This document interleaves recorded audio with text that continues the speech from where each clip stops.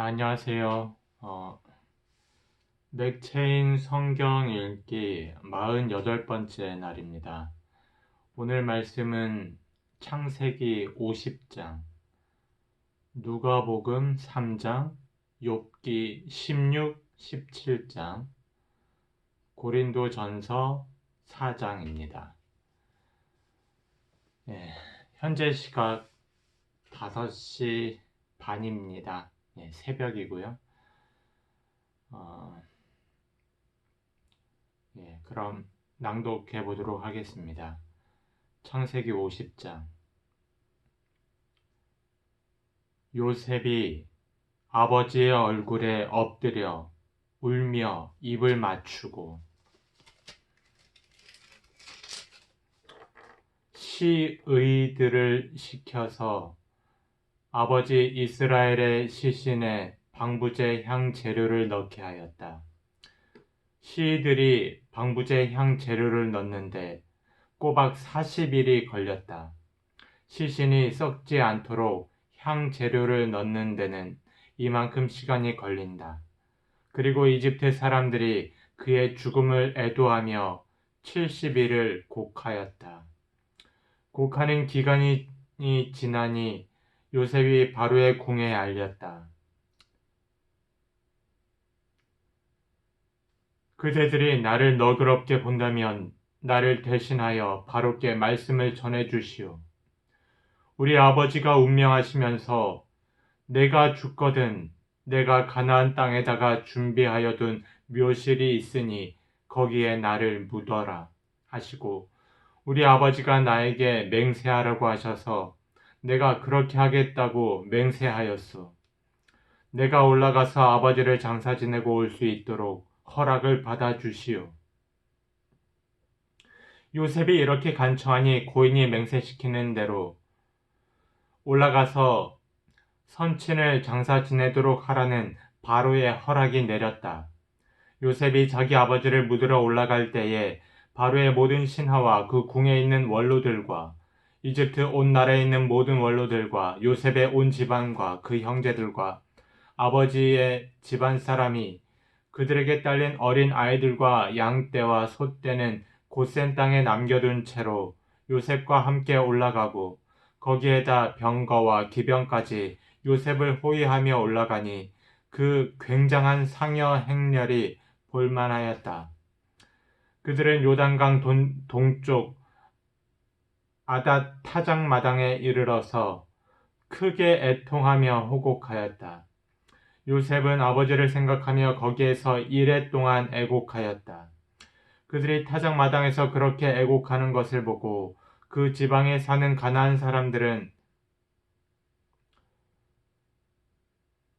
이집트 사람들이 이렇게 크게 애곡하고 있구나 하면서 그곳 이름을 아벨 미스라임이라고 하였으니 그곳은 요단강 동쪽이다. 야곱의 아들들은 아버지가 명령한 대로 하였다. 아들들이 아버지의 시신을 가나안 땅으로 모셔다가 막물의 앞 막벨라 밭에 있는 굴에 장사하였다. 그 굴과 거기에 딸린 밭은 아브라함이 묘자리로 쓰려고 햇사람 에브론에게서 사둔 곳이다. 요셉은 아버지의 장례를 치르고 난 다음에 그의 아버지를 장사 지내려고 그와 함께 갔던 형제들과 다른 모든 사람들을 데리고 이집트로 돌아왔다. 15절입니다. 요셉의 형제들은 아버지를 여의고 나서 요셉이 자기들을 미워하여 그들에게서 당한 온갖 억울함을 안 갚음하면 어찌하나 하는 생각이 들어서 요셉에게 전가를 보냈다. 아버지께서 돌아가시기 전에 남기신 유언이 있습니다. 아우님에게 전하라고 하시면서 너의 형들이 너에게 몹쓸 일을 저질렀지만 이제 이 아버지는 네가 형들의 허물과 죄를 용서하여 주기를 바란다 하셨습니다. 그러니 아우님은 우리 아버지께서 섬기신 그 하나님의 종들인 우리가 지은 죄를 용서하여 주시기 바랍니다. 요셉은 이 말을 전해 듣고서 울었다. 곧 이어서 요셉의 형들이 직접 와서 요셉 앞에 엎드려서 말하였다. 우리는 아우님의 종입니다. 요셉이 그들에게 두려워하지 마십시오. 내가 하나님을 대신하기라도 하겠습니까? 형님들은 나를 해치려고 하였지만 하나님은 오히려 그것을 선하게 바꾸셔서 오늘과 같이 수많은 사람의 생명을 구원하셨습니다. 그러니 형님들은 두려워하지 마십시오. 내가 형님들을 모시고 형님들의 자식들을 돌보겠습니다. 이렇게 요셉은 그들을 간곡한 말로 위로하였다. 22절입니다. 요셉이 아버지의 집안과 함께 이집트에 머물렀다. 요셉은 100년하고도 10년을 더 살면서 에브라임의 자손 3대를 보았고 므낫세의 아들 마길에게서 태어난 아이들까지도 요셉이 자기의 자식으로 길렀다. 요셉이 자기 친족들에게 말하였다. 나는 곧 죽는다. 그러나 하나님께서 반드시 너희를 돌보시고 너희를 이 땅에서 인도하여 내셔서 아브라함과 이삭과 야곱에게 맹세하신 땅에 이르게 하실 것이다. 요셉은 이스라엘 자손에게 맹세를 시키면서 일렀다. 하나님께서 반드시 너희를 돌보실 날이 온다.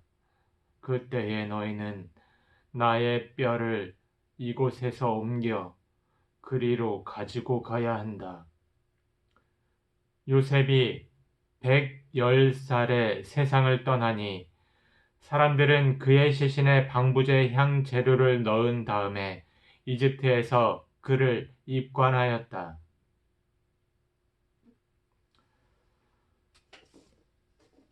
아멘. 드디어 창세기를 마쳤습니다.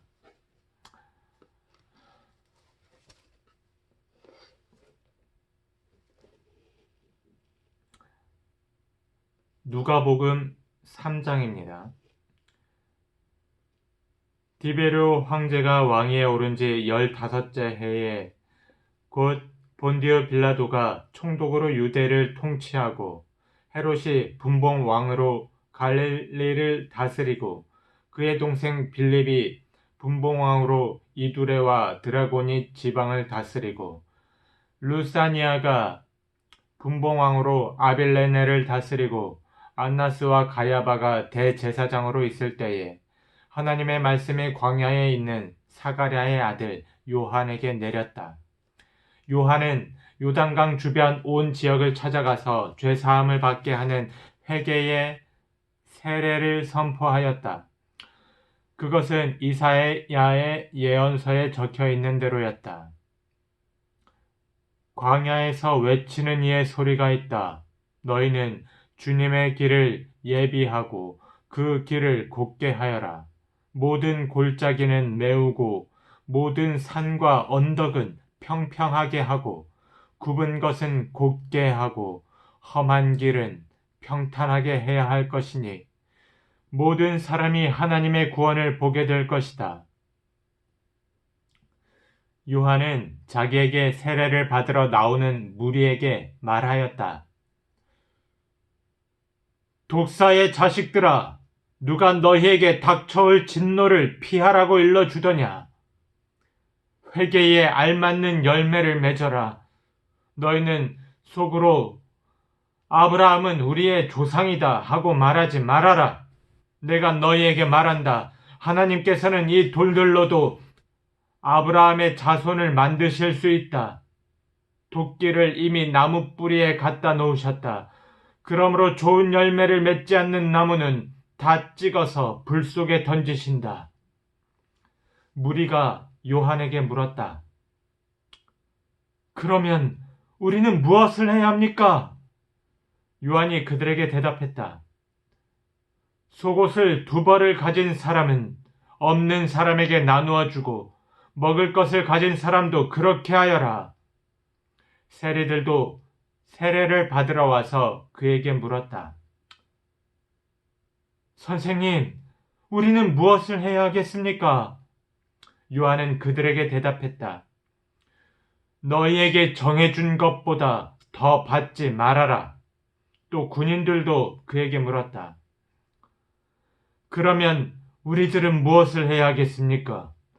요한이 그들에게 대답했다. 아무에게도 협박하여 억지로 빼앗거나 거짓 고소를 하여 빼앗거나 속여서 빼앗지 말고 너희의 봉급으로 만족하게 여겨라. 백성이 그리스도를 고대하고 있던 터에 모두들 마음속으로 요한에 대하여 생각하기를 그가 그리스도가 아닐까 하였다.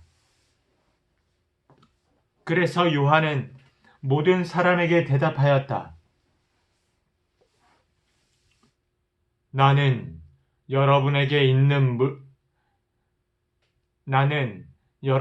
물로 세례를 주지만 나보다 더 능력 있는 분이 오실 터인데 나는 그의 신발끈을 풀어드릴 자격도 없소. 그는 여러분에게 성령과 불로 세례를 주실 것이요.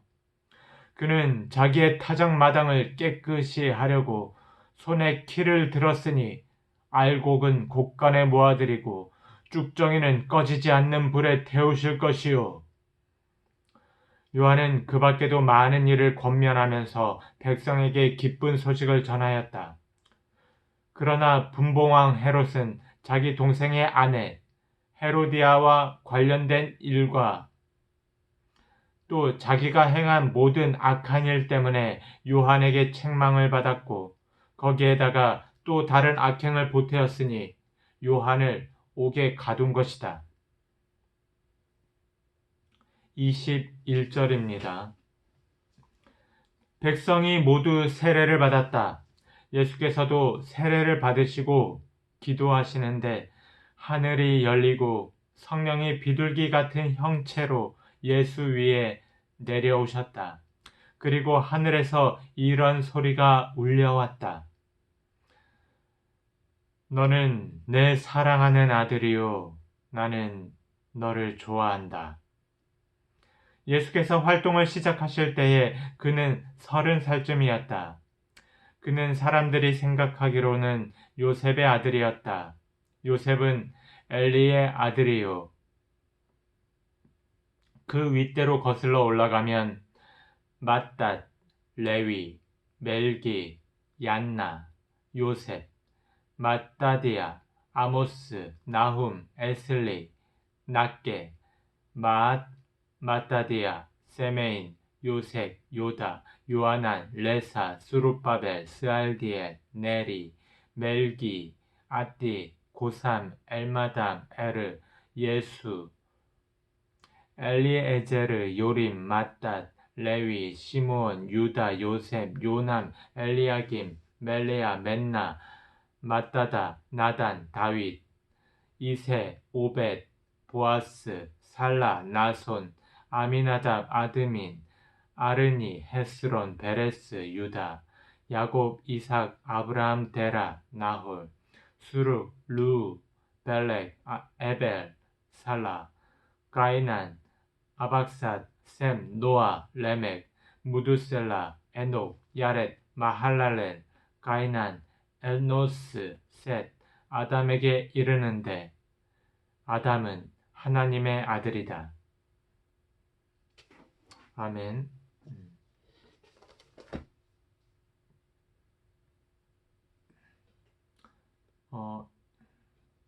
욥기 16장입니다.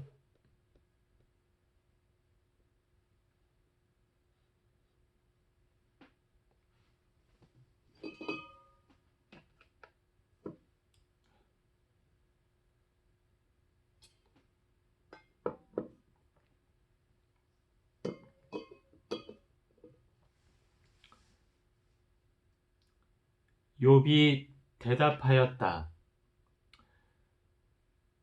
그런 말은 전부터 많이 들었다. 나를 위로한다고 하지만 오히려 너희는 하나같이 나를 괴롭힐 뿐이다. 너희는 이런 헛된 소리를 끝도 없이 계속할 테냐? 무엇에 홀려서 그렇게 말끝마다 나를 괴롭히느냐? 너희가 내 처지가 되면 나도 너희처럼 말할 수 있을 것이다. 나도 너희에게 마구 말을 퍼부으며 가엾다는 듯이 머리를 내저을 것이다.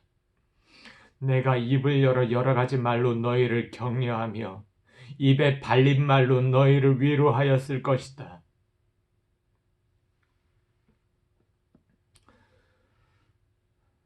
내가 아무리 말을 해도 이 고통 줄어들지 않습니다. 입을 다물어 보아도 이 아픔이 떠나가지 않습니다. 주님께서 나를 기진맥진하게 하시고 내가 거느리고 있던 자식들을 죽이셨습니다. 주님께서 나를 체포하시고 주님께서는 내 적이 되셨습니다. 내게 있는 것이라고는 피골이 상접한 앙상한 모습뿐입니다. 이것이 바로 주님께서 나를 치신 증거입니다. 사람들은 피골이 상접한 내 모습을 보고 내가 지은 죄로 내가 벌을 받았다고 합니다. 주님께서 내게 분노하시고 나를 미워하셔서 내게 이를 가시며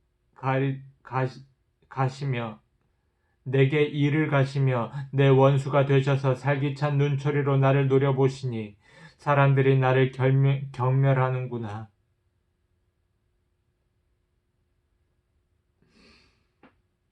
욕하며 뺨을 치는구나.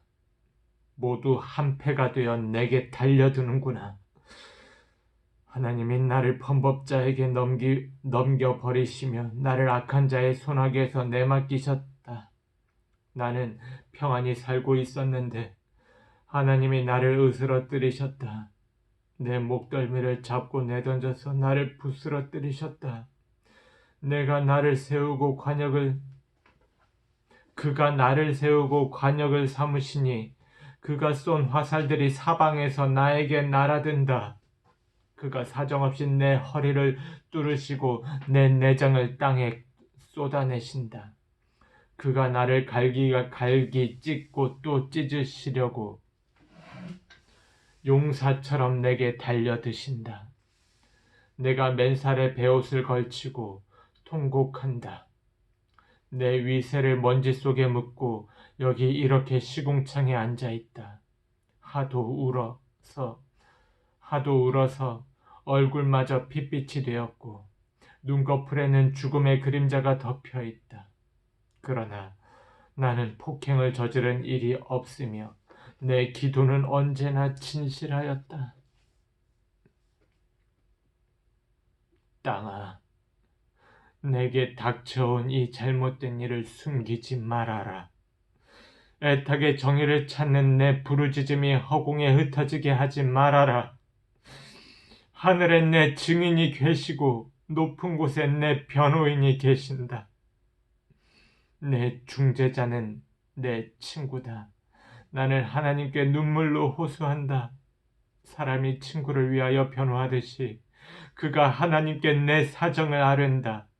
이제 몇 해만 더 살면 나는 돌아오지 못하는 길로 갈 것이다. 17장입니다. 기운도 없어지고 살 날도 얼마 남지 않고 무덤이 나를 기다리고 있구나. 조롱하는 무리들이 나를 둘러싸고 있으니 그들이 얼마나 심하게 나를 조롱하는지를 내가 똑똑히 볼 수 있다. 주님께서 친히 내 보증이 되어 주십시오.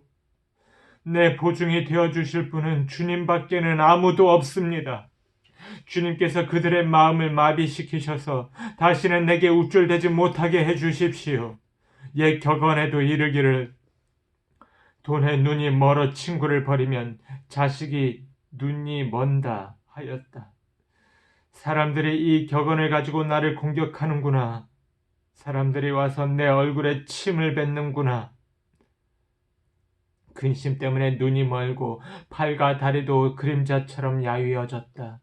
정직하다고 자칭하는 자들이 이 모습을 보고 놀라며 무죄하다고 자칭하는 자들이 나를 보고 불경스럽다고 규탄하는구나. 자칭 신분이 높다는 자들은 더욱더 자기들이 옳다고 우기는구나. 그러나 그런 자들이 모두 와서 내 앞에 선다고 해도 나는 그들 가운데서 단 한 사람의 지혜자도 찾지 못할 것이다. 내가 살 날은 이미 다 지나갔다. 계획도 희망도 다 사라졌다. 내 친구들의 말이 밤이 되낮이 된다. 하지만 밝아온다. 하지만 내가 이 어둠 속에서 벗어나지 못한다는 것을 나는 알고 있다. 내 유일한 희망은 죽은 자들의 세계로 가는 것이다. 거기 어둠 속에 잠자리를 펴고 눕는 것뿐이다. 나는 무덤을 내 아버지라고 부르겠다. 내 죽음을 파먹는 구더기를 내 어머니, 내 누이들이라고 부르겠다. 내가 희망을 둘 곳이 달리 더 있는가? 내가 희망을 둘 곳이 달리 어디 있는지 아는 사람이 있는가? 내가 죽은 자들이 있는 곳으로 내려갈 때에 희망이 나와 함께 내려가지 못할 것이다.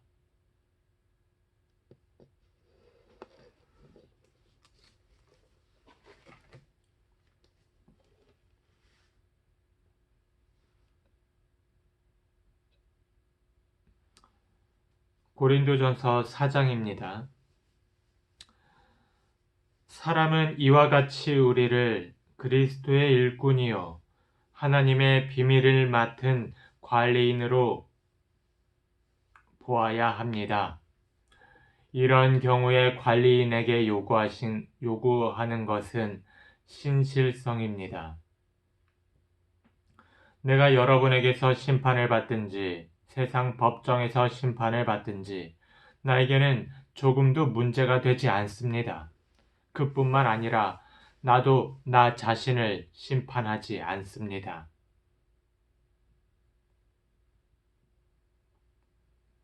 나는 양심에 거리끼는 것이 없습니다. 그러나 이런 일로 내가 의롭게 된 것은 아닙니다. 나를 심판하시는 분은 주님이십니다. 그러므로 여러분은 주님께서 오실 때까지는 아무것도 미리 심판하지 마십시오. 주님께서는 어둠 속에 감추인 것들을 환히 나타내시며 마음속의 생각을 드러내실 것입니다. 그때에 사람마다 하나님으로부터 칭찬을 받을 것입니다. 형제 자매 여러분, 나는 여러분을 위하여 이 모든 일을 나와 아볼로에게 적용하여 설명하였습니다. 그것은 기록된 말씀의 범위를 벗어나지 말라는 격언의 뜻을 여러분이 우리에게서 배워서 어느 한 편을 편들어 다른 편을 얕보면서 뽐내지 않도록 하려는 것입니다.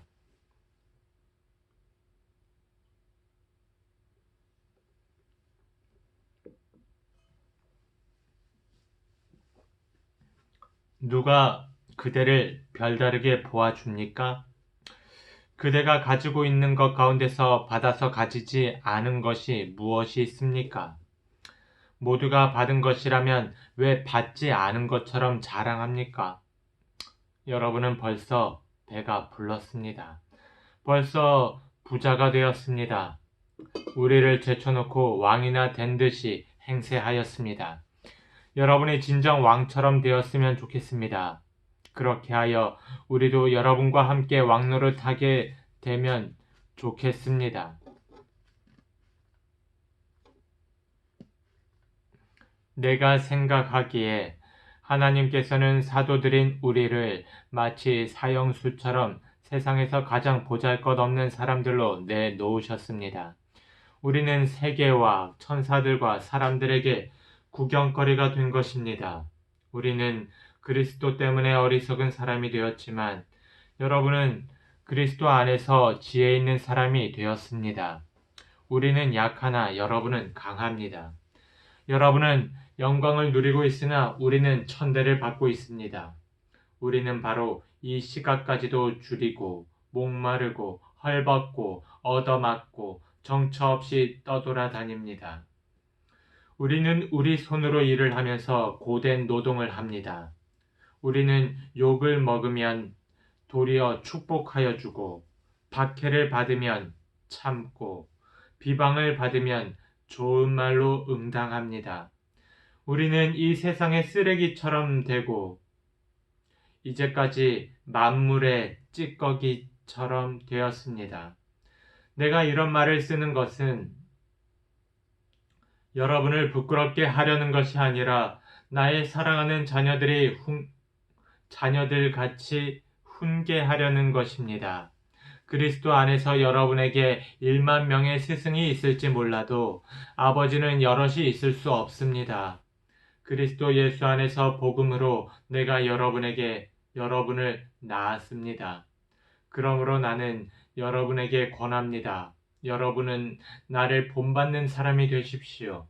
이 일 때문에 나는 디모데를 여러분에게 보냈습니다. 그는 주님 안에서 얻은 나의 사랑하는 신실한 아들입니다. 그는 그리스도 예수 안에서 행하는 나의 생활 방식을 여러분에게 되새겨 줄 것입니다. 어디에서나 모든 교회에서 내가 가르치는 그대로 말입니다. 그런데 여러분 가운데는 내가 여러분에게로 가지 못하리라고 생각하여 교만해진 사람이 덜어 있습니다.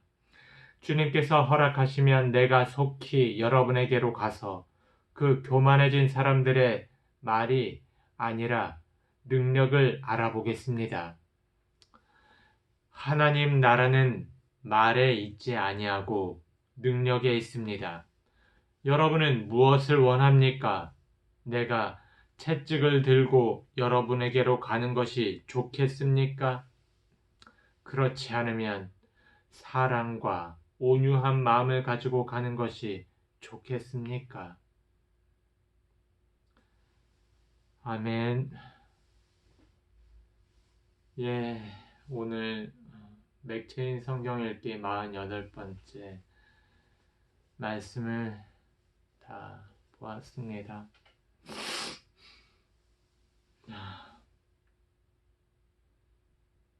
새벽이라서 그런가?